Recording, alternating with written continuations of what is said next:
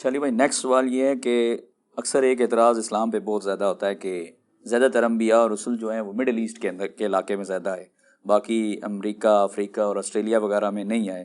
تو کیا ان لوگوں کو یہ حق نہیں پہنچتا تھا، ان لوگوں کا یہ حق نہیں تھا، یا فاقی دین ان کے بھی پاس آتا اور اس سے بھی یہ فائدہ اٹھاتے؟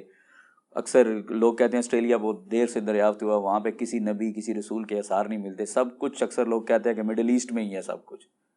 تو اللہ کو اس ایریے سے کیا کنسرن ہے؟ نہیں تو آسٹریلیا کو اتنی دور آپ پہنچ گئے، پہلے تو پاکستان کو ذکر کریں نا. پاکستان میں کوئی پیغمبر کے بارے میں آپ کو کچھ پتہ چلا؟ پاکستان کی قریب ترین تو ہے، قریب کی ذرا یار، آج بھی 4 گھنٹے کی کم از کم فلائٹ ہے، 4 مہینے کا پیدل سفر ہے، اس کو آپ قریب ترین کہہ رہے ہیں؟ ایون انڈیا میں کہتے ہیں کہ حضرت آدم تو انڈیا تک بھی آئے ہیں. بس وہ تو یہ کہتے ہیں نا جی، کہنا ہے نا.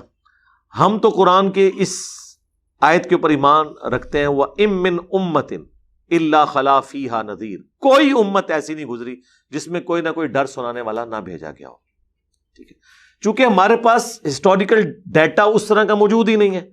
زیادہ سے زیادہ آپ کے پاس اگر کوئی صحیح اتھینٹک ہسٹری ہے تو پچھلے 5000 سال کی ہے، وہ بھی چیدہ ہے.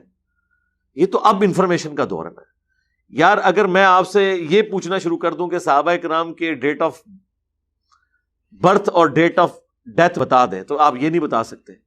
اس کو چھوڑ دیں، آپ کے پردادے نہیں اپنی پیدائش کی تاریخیں جو ہیں وہ اندازے سے لکھی ہوئی ہیں.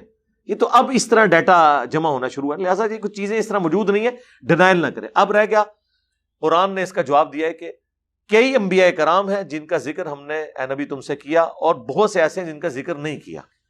جب ذکر نہیں کیا تو یہ آپ نے کیسے اسیسمنٹ کر لی کہ عرب کے علاوہ اور سرزمین میں پیغمبر نہیں آئے؟ کہیں قرآن نے یہ بات نہیں کی ہے، نہ انکار کیا. آپ یہ کہیں کہ قرآن میں صرف عرب کے انبیاء کا ذکر ہے.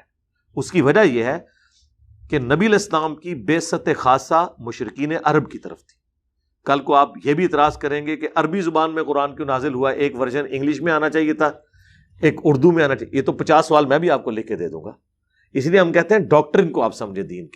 دین کی ڈاکٹرن یہ ہے کہ اللہ تعالیٰ نے اہل عرب کو دنیا کی امامت کا فیصلہ فرما لیا، جس طرح پہلے بنو اسرائیل کو کیا، پھر بنو اسماعیل کو. اس کے لیے نبی علیہ السلام کو چنا، ان کے جانثار ساتھیوں کو، اہل البیت کو چنا، ان کی زبان میں قرآن نازل کیا تاکہ وہ پوری دنیا تک اسلام کی دعوت پہنچائے. لہٰذا ان کے ساتھ پاکستان، آسٹریلیا یا امریکہ کی باتیں کرنے کا کوئی فائدہ ہی نہیں تھا.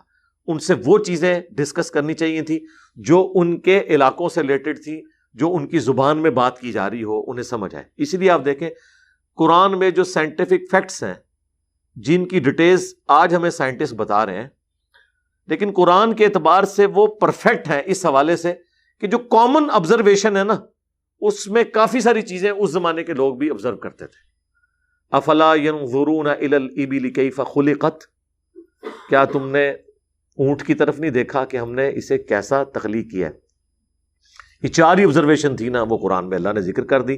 جب یہ صحرا کے سفر پہ جاتے تھے، اونٹ پہ بیٹھے ہوتے تھے، صحرا میں سفر کر رہے ہوتے تھے، زمین بچھونا، پہاڑ سامنے نظر آتے تھے دور دور، اوپر آسمان، 5ویں چیز کوئی نظر نہیں آتی تھی. نیچے زمین، سامنے پہاڑ، اوپر آسمان، اور یہ اونٹ.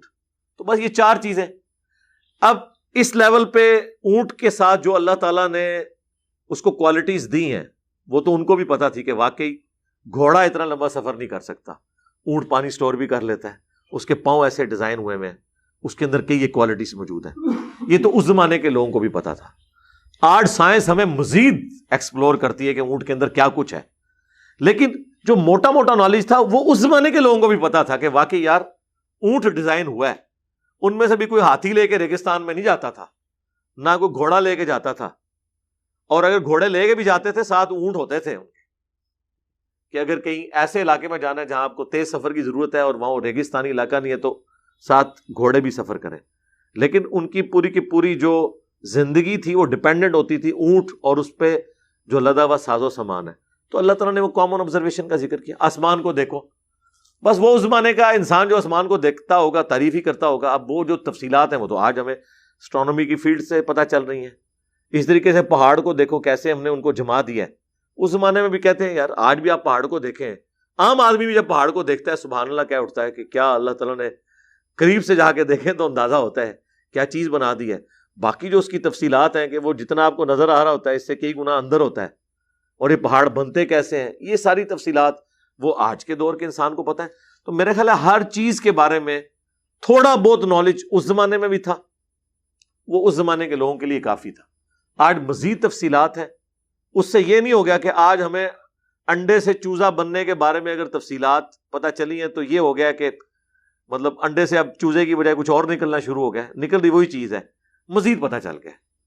تو یہ اس لیے عرب کے لوگ چونکہ بعثت خاصہ تھی، قرآن میں بھی آیا ام القریٰ کی طرف آپ کو بھیجا، بستیوں کی ماں مکہ، تاکہ آپ اس میں رہنے والے اور ارد گرد کے لوگوں کو ڈر سنائیں۔ پھر آہستہ آہستہ جب باہر نکلی یہ چیز تو چونکہ وہ اولین مخاطب تھے اس لیے ان کو امام بنایا گیا۔ یہ پاسبل نہیں تھا اور نہ یہ اللہ کی مشیت کا تقاضا تھا کہ اتنے ورژنز نازل کیے جاتے، قرآن عربی ورژن میں نازل کر دیا گیا۔